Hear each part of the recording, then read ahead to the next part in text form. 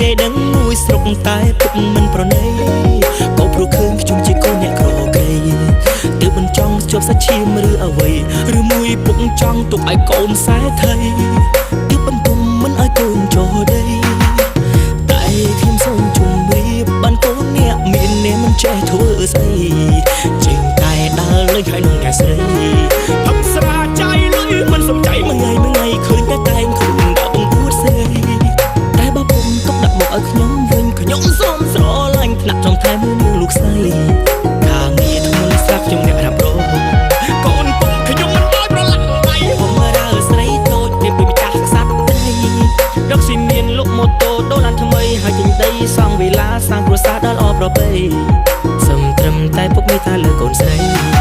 យកខ្ញុំធ្វើគុំតែឆ្លងឆ្នាំថ្មីខ្ញុំនឹងគោរពប្រតិបត្តិពុករាល់ថ្ងៃទោះខ្ញុំក្រក៏ខ្ញុំមានភក្តីមានគំនិតមានវិជ្ជាថ្លាថ្លៃ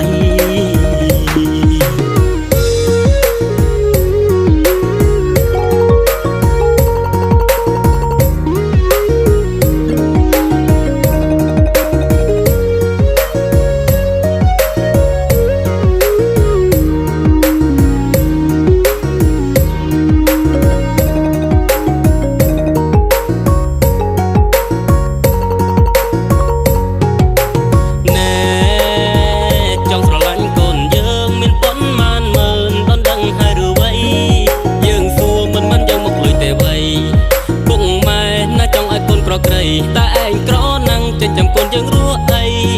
បានគ្នាឲ្យប្រយ័ត្នអត់អីឆៃយកអ្នកមានស៊ីអង្គបើយកនាងក្រច្បាស់ជាស៊ីណា